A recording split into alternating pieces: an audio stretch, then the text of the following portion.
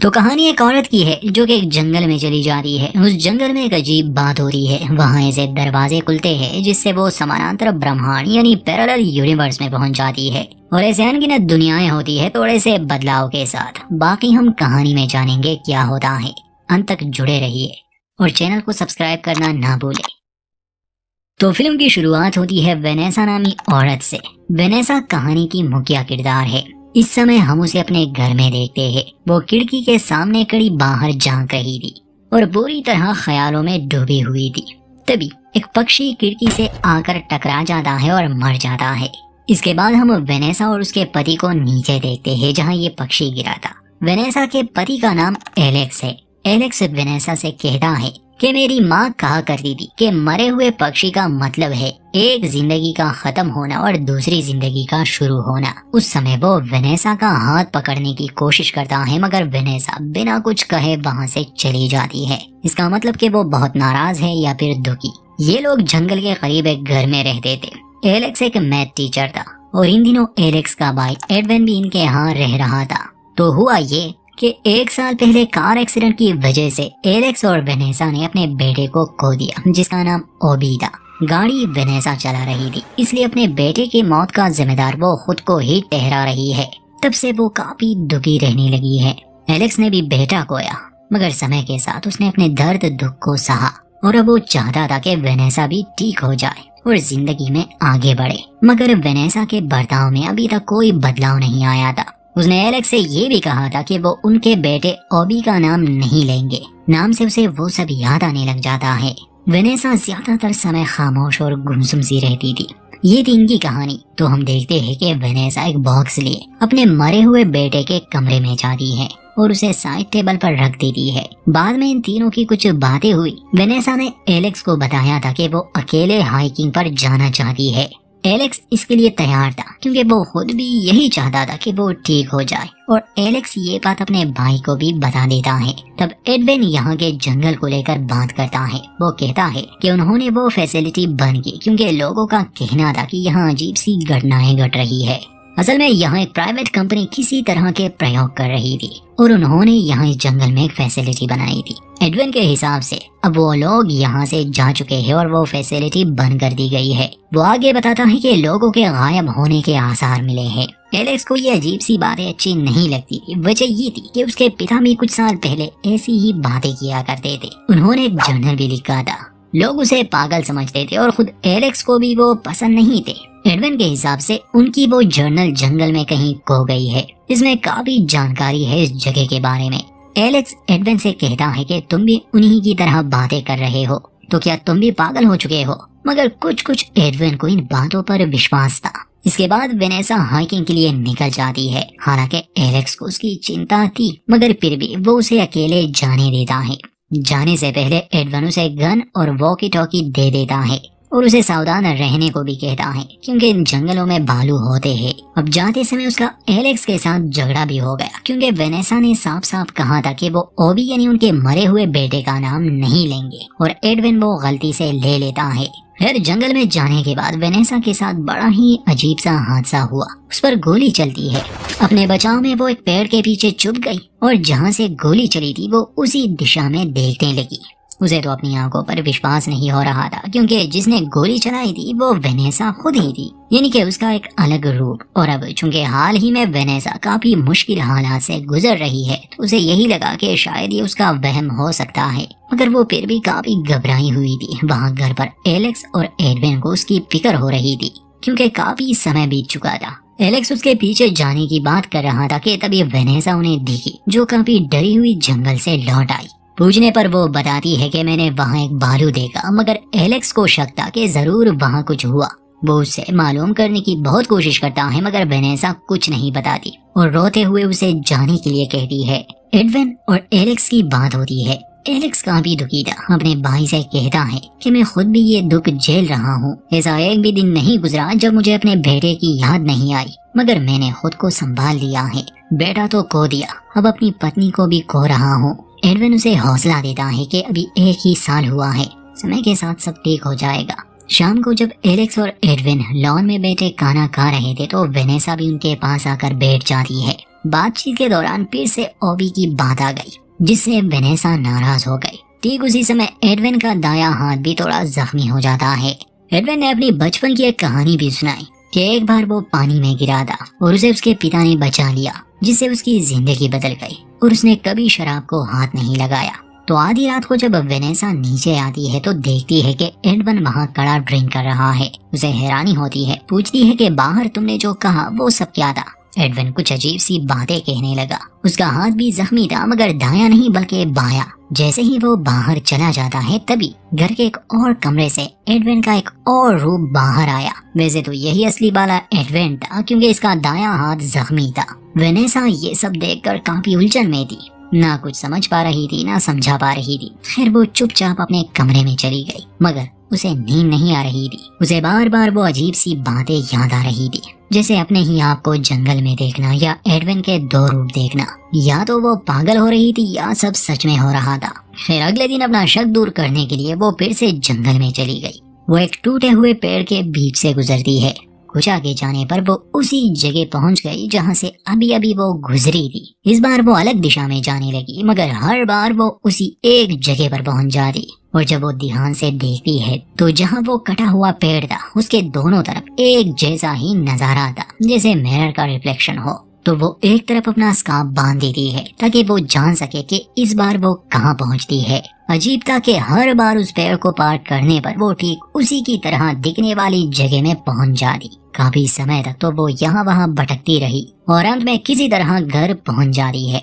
Multiverse के concept को समझना मुश्किल नहीं है। कल्पना करें एक हमारा ब्रह्मांड है और ऐसे अनगिनत और ब्रह्मांड भी मौजूद है, मगर हर ब्रह्मांड में चीजें थोड़ी सी अलग है। वेनेसा का ही उदाहरण ले ले। जैसे हो सकता है कि एक अलग ही ब्रह्मांड में उसका नाम वेनेसा नहीं कुछ और हो, और शायद किसी और ब्रह्मांड में उसने शादी भी नहीं की हो। ऐसे ही किसी और में वो कभी जंगल गई ही नहीं। तो हर फैसला एक अलग ही दुनिया बनाता है। खैर कहानी के साथ साथ ये और भी क्लियर हो जाएगा। घर आने के बाद वो बहुत घबराई हुई थी, और अब चूंकि उसे यकीन हो गया कि ये सब उसका वहम नहीं, इसलिए वो अपने पति एलेक्स को ये सब बताने की कोशिश करती है कि जंगल में कुछ अजीब है। एक जगह से गुजरने के बाद में ठीक उसी की तरह दिखने वाली जगह पर पहुंच जाती। वो एडविन की बात करती है। खैर वेनेसा की अजीब सी बातें सुनने के बाद एलेक्स को गुस्सा भी आता है। वो कहता है कि उस हादसे को 1 साल गुजर गया, आज भी मैं खुद को इस बात का दोषी ठहराता हूँ कि मेरी वजह से ओबी मारा गया। ये सुनकर वेनेसा कहती है कि नहीं, गाड़ी तो नहीं मैं चला रही थी, एक्सीडेंट मुझसे हुआ था। मगर असलियत ये थी कि वेनेसा अब एक अलग ही पैरेलल यूनिवर्स में आ चुकी थी, जहां एक्सीडेंट का कारण वो नहीं बल्कि एलेक्स है, जो इस यूनिवर्स की वेनेसा है। वो भी जंगल में गई थी और वो गलती से किसी और यूनिवर्स में पहुंच गई होगी। वेनेसा को जब अंदाजा हो जाता है, खासकर तब जब वो एडविन का जख्मी हाथ देखती है, क्योंकि वो दाएं हाथ के बजाय बायां हाथ था। इसका मतलब कि इस दुनिया में भी एडविन जख्मी हुआ था, मगर हाथ वो नहीं। वेनेसा तुरंत ही जंगल की ओर जाने लगी ताकि वो अपनी असली दुनिया में जा सके, मगर अब ये इतना आसान नहीं था, क्योंकि ऐसे अनगिनत दुनियाएं हैं और हो सकता है कुछ पैरेलल यूनिवर्स में उसका रूप पहले से ही मौजूद हो। डरते डरते वो वापस से जंगल में आई। वो वहाँ इंतजार करती है, फिर उसे अपनी तरफ कोई आधा दिखाई दिया, इसलिए वो गन लिए उसे धमकाती है। फिर वो इंसान जब करीब आता है तो वो एलेक्स था, मगर वो एलेक्स नहीं जिसे वेनेसा जानती थी। ये एक अलग ही पैरेलल यूनिवर्स से था। ये वाला एलेक्स यहाँ काफी समय से भटक रहा है, इसलिए वो तुरंत ही वेनेसा को बता देता है कि मैं जानता हूँ यहाँ हमारे साथ क्या हो रहा है। हम समानांतर ब्रह्मांडों में फंस चुके हैं। दोस्तों, ये समय यात्रा वाली कहानी नहीं है, वो एक अलग ही कॉन्सेप्ट है। इस कहानी में समय अपने हिसाब से ही बीत रहा है, बस ये लोग अलग अलग दुनियाओं में प्रवेश करते हैं, वो भी तब जब ये उस कटे पेड़ को पार कर लेते हैं। वो एक पुल की तरह काम कर रहा है इस समय। फिर एलेक्स की बात मानकर वेनेसा शांत हो जाती है। ये दोनों वहाँ बैठ जाते हैं। एलेक्स काफी समय से इस जगह में भटक रहा था। वो अलग अलग दुनियाओं में जा चुका था, इसलिए उसने काफी कुछ जान लिया और देखा भी। उसके पास एक जर्नल था जिसमें उसने काफी जानकारी इकट्ठा की थी, और वो वेनेसा को मल्टीवर्स थ्योरी के बारे में सब कुछ बता देता है। समस्या ये थी कि जब भी ये लोग उस ब्रिज को पार करते थे, यानी उस कटे हुए पेड़ को पार करते थे, तो इन्हें नहीं पता होता था कि ये किस दुनिया में पहुंच जाएंगे। हो सकता है ये एक ऐसी दुनिया में भी पहुंच जाए जहाँ डायनासोर सब भी जिंदा हो। अपनी दुनिया ढूंढने में इन्हें पूरी जिंदगी भी लग सकती है। ये वाला एलेक्स कहता है कि असल में मैं एक वैज्ञानिक हूँ और मैं इन जंगलों में रिसर्च पर निकला था, मगर मैं अपनी दुनिया से भटक गया। एलेक्स जिस दुनिया से था वहाँ भी इनकी शादी हुई थी और कार एक्सीडेंट में बेटा भी मारा गया, मगर काफी चीजें अलग थी। एलेक्स पूछता है कि मैं तुम्हारी दुनिया में कैसा हूँ, तो वेनेसा कहती है कि तुम एक टीचर हो और दिल के बहुत अच्छे। खैर यहाँ एक नई बात सामने आ रही है, अगर ऐसे बहुत से यूनिवर्स मौजूद है, इसका मतलब कि ऐसा भी कोई यूनिवर्स होगा जिसमें ओबी अभी जिंदा है, जहाँ वो कार एक्सीडेंट कभी हुआ ही नहीं। यही सवाल वेनेसा एलेक्स से पूछती है कि क्या उसे कोई ऐसी दुनिया मिली जहाँ पर ओबी जिंदा हो। एलेक्स जवाब देता है कि मैंने काफी दुनियाएं देखी, मगर ऐसी कोई भी दुनिया नहीं। कुछ में उसका वजूद ही नहीं और कुछ में वो एक्सीडेंट के कारण मर चुका है, मतलब वो मुझे कहीं भी जिंदा नहीं मिला। इस बात से वेनेसा निराश हो जाती है, कहती है कि शायद तुमने सही से ढूंढा नहीं। एलेक्स बताता है कि मेरे पास एक तरकीब है जिससे शायद मैं तुम्हें तुम्हारी असली दुनिया में पहुंचा सकता हूँ। हमें फिशिंग वायर चाहिए, यहाँ पर तुम खड़ी हो जाना और दूसरी तरफ मैं चला जाऊंगा। ऐसे जब मैं वापस आऊंगा तो मैं आसानी से यहाँ पहुँच पाऊंगा और शायद मुझे तुम्हारी दुनिया भी मिल जाए। खैर वेनेसा को अपनी दुनिया में लौटना होता, इसलिए वो एलेक्स का साथ देती है। सबसे पहले इन्हें फिशिंग वायर चाहिए था, इसलिए ये ऐसे ही एक पैरेलल यूनिवर्स में चले जाते हैं जहाँ ये गैराज से सामान ले रहे थे। तब एडविन वहाँ आता है, वो काफी दुखी लग रहा था, कहता है कि तुम दोनों मेरी जिंदगी से चले क्यों नहीं जा रहे। एलेक्स और वेनेसा हैरान थे कि वो ऐसी बातें क्यों कर रहा है। तो असल में इस दुनिया में वो कार एक्सीडेंट एडविन के हाथों हुआ था और उसमें एलेक्स और वेनेसा भी मर चुके थे। अब एडविन को लग रहा था कि ये दोनों वास्तव में है ही नहीं, ये बस उसका वहम है। फिर ये दोनों ये कहकर चले जाते हैं कि जो भी हुआ उसमें एडविन का कोई दोष नहीं, मगर एडविन को अब भी यही लग रहा था कि ये सब सच नहीं। फिशिंग वायर लिए ये दोनों जंगल में आते हैं। एलेक्स उस वायर को एक पेड़ से बांध देता है और वेनेसा को वहीं रुकने के लिए कहता है। हाँ, जाते जाते वो ये कहकर चला जाता है कि अगर तुम्हें पहचानने में दिक्कत हो रही हो कि मैं असली एलेक्स हूँ या नहीं, तो ये याद रखना, रूम 1111 बेड नंबर 8। असल में एलेक्स की दुनिया में इसी बेड पर वेनेसा ने बच्चे को जन्म दिया था।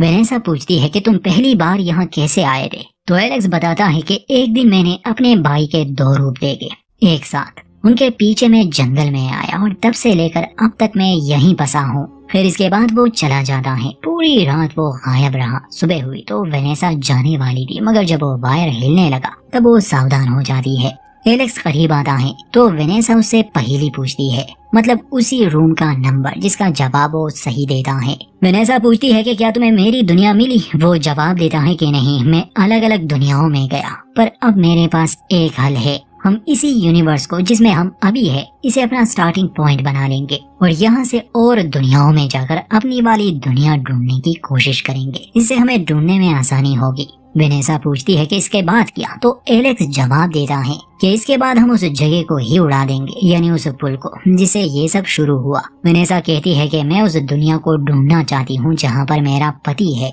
अब मैं समझ गई कि वो एक्सीडेंट होना ही था और होने को कोई नहीं जाग सकता। एलेक्स पूछता है कि अगर ढूंढ ना पाई तो फिर। खैर शाम को एलेक्स वहाँ से चला जाता है, क्योंकि अब वो किसी और एलेक्स की जगह लेने वाला था, यानी उसे मार के। वेनेसा भी अपनी दुनिया ढूंढने के लिए निकल जाती है। उसे लगा वो इसी एलेक्स के पीछे चली जाएगी। तो घर में आने के बाद वो देखती है कि एलेक्स वहाँ बैठा है। वो उसके पास आती है, उससे पहेली पूछती है, मगर वो कोई जवाब नहीं दे पाता। वो इसलिए क्योंकि ये वो एलेक्स नहीं था। वेनेसा घबरा जाती है। एलेक्स हैरानी से उसे देख रहा था, पूछता है कि तुम तो जंगल में गई थी, हमने तुम्हें ढूंढने की कोशिश की। तब वेनेसा एडविन के जख्मी हाथ के बारे में पूछती है, तो एलेक्स जवाब देता है कि वो दायां हाथ था। ये जानकर वेनेसा को खुशी होती है कि वो अपनी असली दुनिया में लौट आई, मगर एक समस्या थी, एलेक्स को कुछ ठीक नहीं लग रहा था। वेनेसा उसे बताने की कोशिश करती है कि वो कहाँ गई थी या उसके साथ क्या हुआ था, मगर तभी एलेक्स उसे बेहोश कर देता है। होश आने पर वो गैराज में कुर्सी से बंधी हुई थी।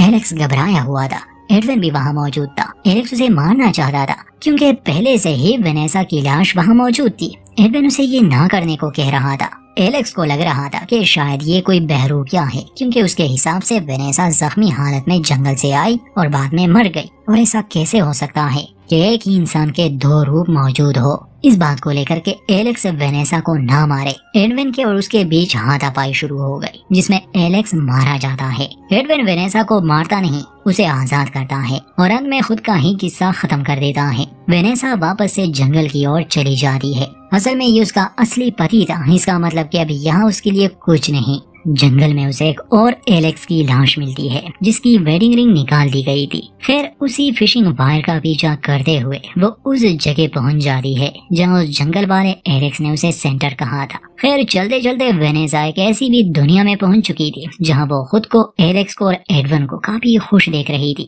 अब की बार जब उसे जंगल में एलेक्स मिलता है तो वो बताता है कि मैं अपनी दुनिया तो नहीं ढूंढ सका, मगर मैंने एक ऐसी दुनिया जरूर ढूंढी जहां मैं रह सकता हूँ। बस उसे वहां रहने वाले रूप को मारना होगा जो उसने किया। वो लाश जो वेनेसा को मिली थी ये उसी एलेक्स की थी। एलेक्स वेनेसा को भी यही सलाह देता है कि अपनी मर्जी की कोई जगह ढूंढ लो, वहाँ के वेनेसा को खत्म कर दो, यही एक रास्ता बचा है क्योंकि 1 घंटे में मैं उस पुल को उड़ाने वाला हूँ। वेनेसा कहती है कि मैं ऐसा नहीं कर सकती, मैं कोई कातिल नहीं हूँ तुम्हारी तरह। खैर एलेक्स चला जाता है और अब वेनेसा बस ऐसे ही जंगल में भटक रही थी। एलेक्स अपनी लाश को उस पेड़ के करीब ले आया था। उसके पास एक डायनामाइट भी था जिससे वो इस जगह को उड़ाने वाला है। इससे होगा ये कि ये दरवाजा बंद हो जाएगा और इनके अनगिनत रूप जो या तो इस जंगल में आए हैं या फिर वो भटक रहे हैं वो वहीं पर रह जाएंगे, मतलब सब शांत हो जाएगा।